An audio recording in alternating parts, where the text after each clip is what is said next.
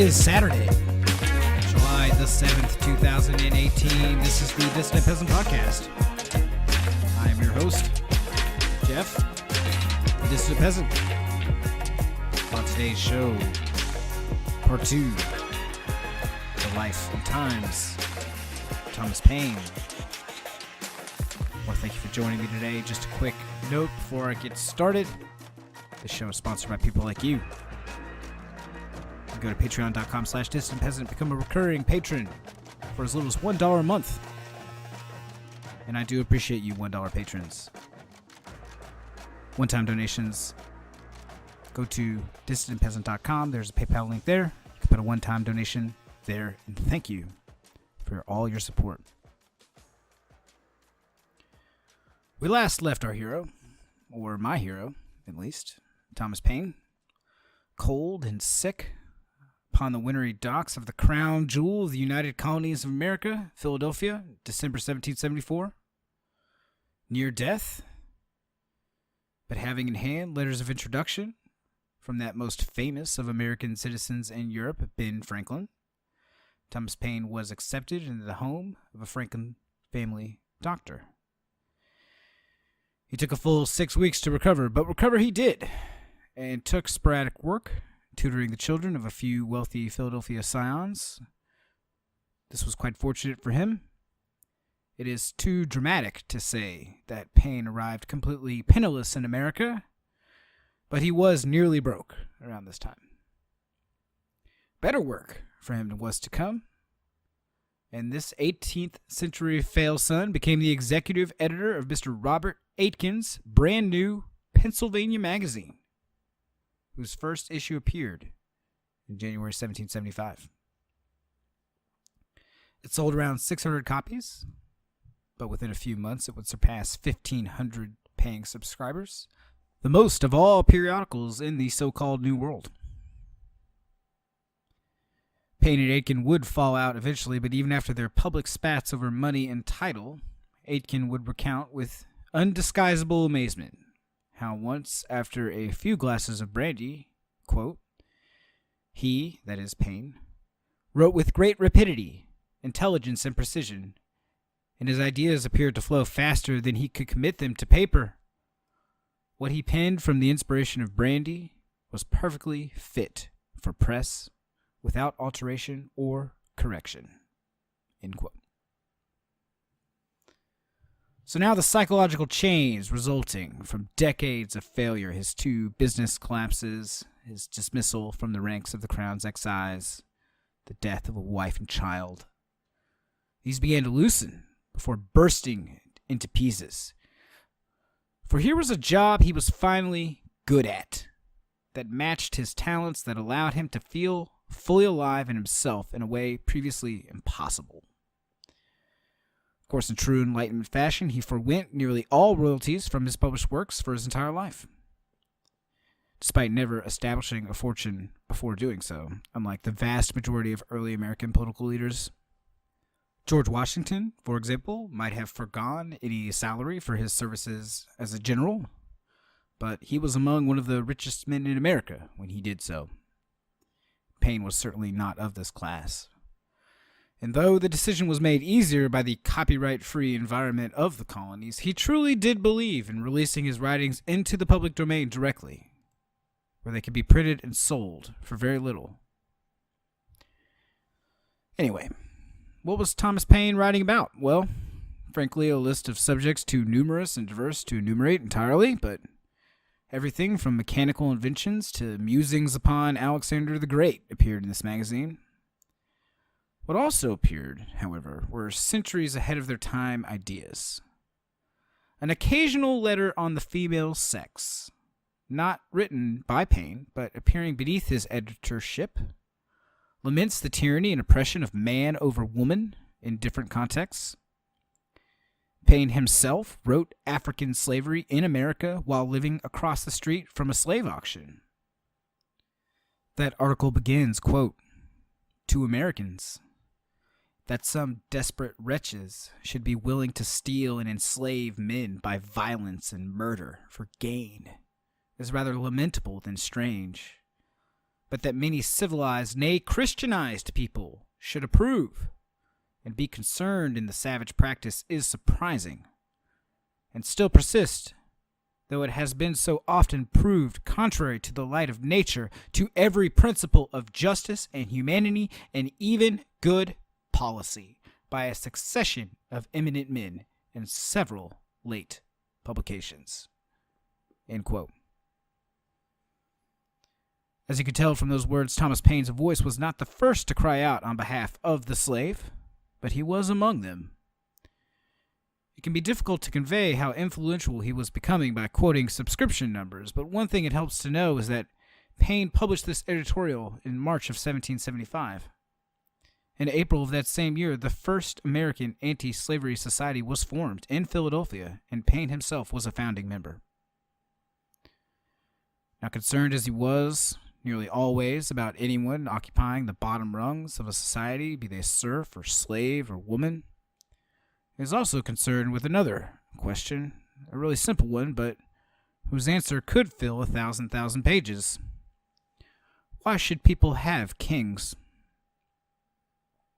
Now, the answer, of course, is that in Thomas Paine's view, they shouldn't. And explaining why was among the many ideas Thomas Paine articulated in the pamphlet Common Sense, proportionally speaking, the best-selling American work of all time.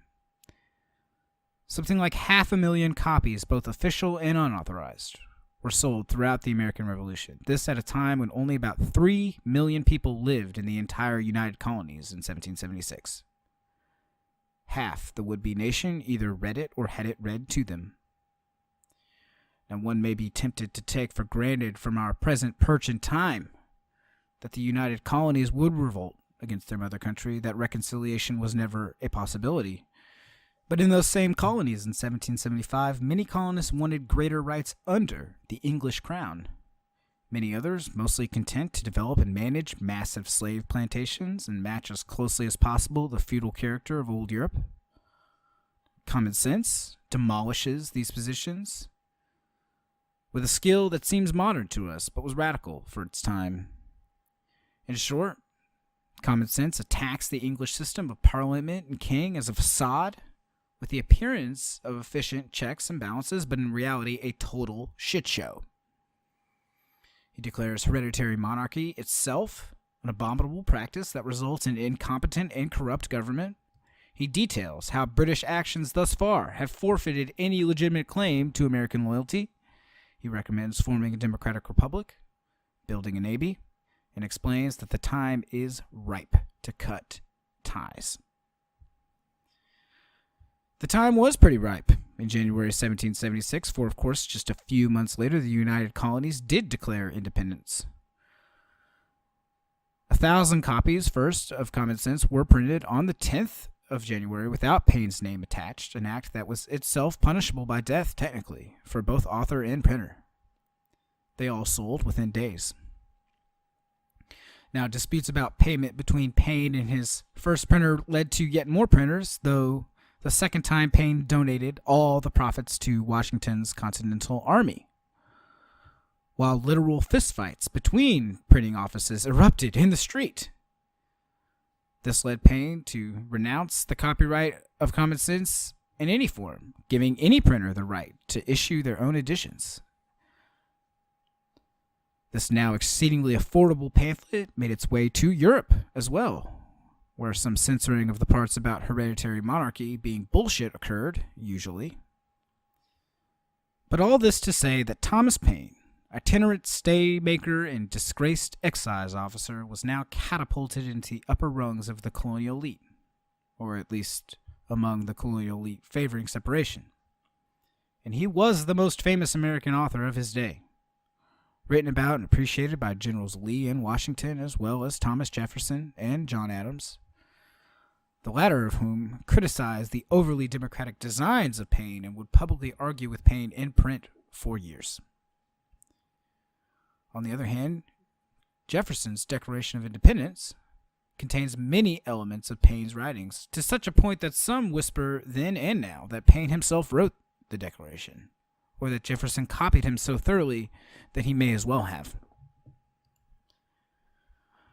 So, with Common Sense written, And the father of the American Revolution, hearing unrelenting bad news from the front lines. General Howe is at this point bulldozing the Americans at New York City in the war. Around September 1775, Paine grabs a gun and heads to Amboy, New Jersey with a company, where they witness a seemingly endless train of transport ships ferrying a seemingly infinite number of soldiers into fortifications across the water at Staten Island. Many of his comrades quit the cause on the spot, though Paine would not. He traveled north to Fort Lee, where he met Washington's designated military successor as Commander-in-Chief, General Nathanael Greene. Nathanael Greene makes him an aide-de-camp and a brigadier.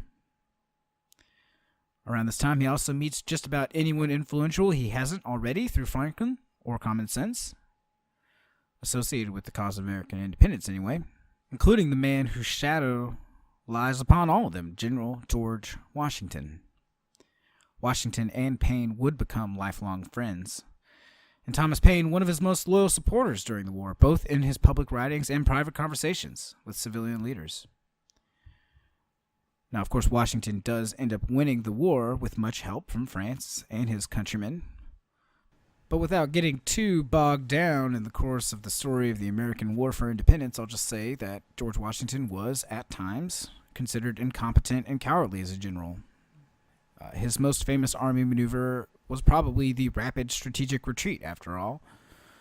And though the idea of replacing him may seem strange to us because he appears so indispensable in hindsight, we shouldn't be fooled into considering it impossible at different points in the war, when morale was quite low and the cause nearly hopeless.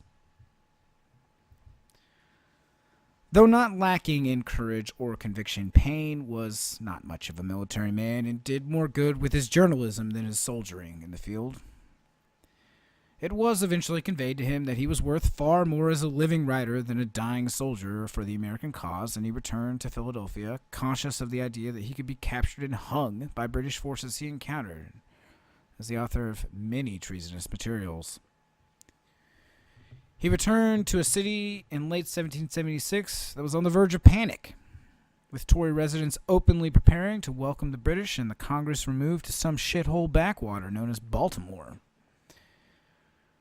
Thomas Paine began a series of pamphlets, 13, one for each colony, that would solidify his reputation as a man of letters and history.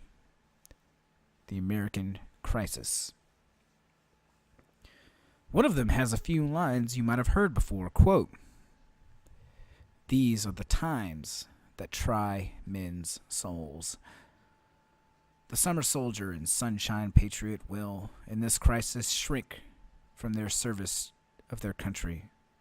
But he that stands it now deserves the love and thanks of man and woman. Tyranny, like hell, is not easily conquered.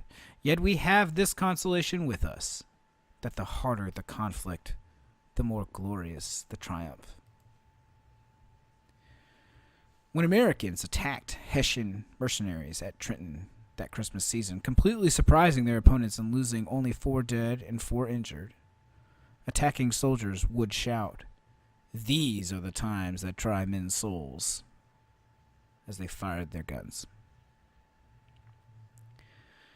In 1777, he became secretary to the Congressional Committee on Foreign Affairs, where he would be in place during an event known as the Silas Deane Affair. Now, Silas Deane was a congressman and an agent of the Americans in France, arranging money and supplies for the American War of Independence from the Ancien regime. But suspicions began to surround him regarding unscrupulous war profiteering. The Congress split exactly in half over the issue of Deane's accounting, with Deane waiting months to either be accused or exonerated before publishing a defense of himself, the affair having heretofore kept within the halls of Congress. Paine, who firmly believed Deane was an unscrupulous man robbing a new and poor nation, and who was not the sort of man to accept graft as the price of doing business, published his own series of essays in December and January of 1777-1778, attacking Deane and demanding an inquiry into Governor Robert Morris's chairmanship of the committee in charge of supplying the Continental Army which had contracted Morris's own business for more than $500,000. He also accidentally revealed, publicly, that the Americans had received French aid prior to their governments recognizing the appropriate treaties. Now, this fact was an open secret in Britain, of course, who did not need Paine to tell them that their continental rival was attempting to kneecap their overseas empire. But the French representative in Philadelphia and Dean ally insisted Paine reverse himself publicly.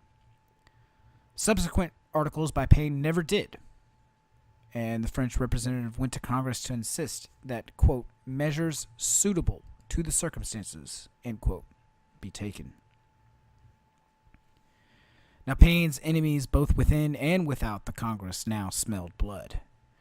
At least twice he was mobbed and beaten by Dean supporters in the streets, and the Congress took a vote after 5 days of debate as to whether or not to relieve Paine of his secretaryship. The result was a tie, and then another tie.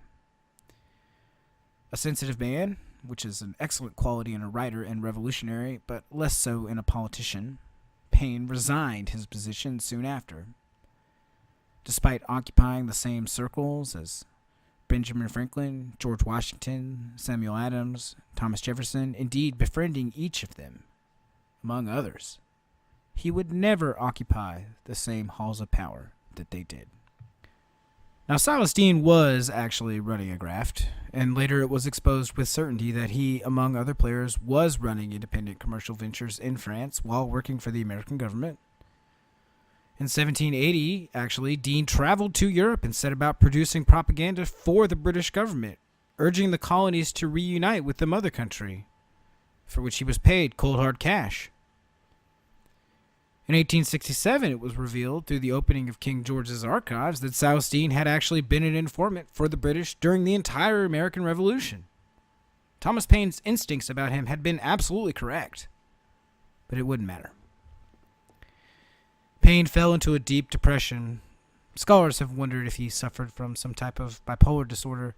He reports spending months alone without leaving the house, and his fortunes, literally his wealth, reached one of the lowest points in his life. Paper was too expensive for any publishing ventures, with the war still raging. But Paine was appointed clerk for the Pennsylvania Assembly in November 1779, and was in that post on March 1st, 1780, the day Pennsylvania became the first state to abolish slavery. He was also awarded a Master of Arts by the University of Pennsylvania on July 4th, 1780. Thomas Paine, working-class fail-son who never learned his Latin or his Greek, got a Master of Arts.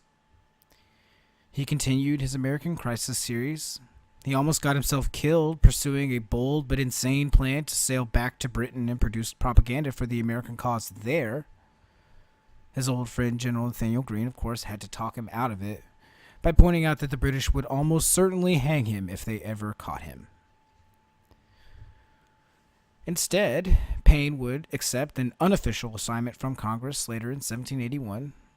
Unofficial because heated debate in the Congress over his appointment would cause him to withdraw his name officially. And he would accompany a mission to France, headed by Colonel John Lawrence, to plead for more support from the court at Versailles. His ship itself was crewed by British prisoners of war, with Americans fearing being taken prisoner.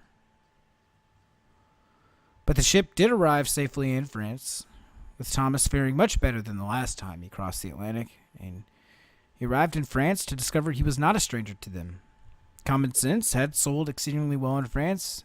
He was already well known and admired among many in Paris for this and his other writings, and he almost didn't want to return to America. But their mission to get the French to extend their aid concluded successfully, so Paine did return. And though much of the terms between France and the colonies were handled by Ben Franklin before the delegation arrived, Paine did return to America in triumph that same year with 1,000,000 livres worth of supplies and 500,000 in silver. It was a great boon to the American cause, and Paine certainly contributed to the achievement, along with Colonel Lawrence, who would tragically die next year in a skirmish with the British.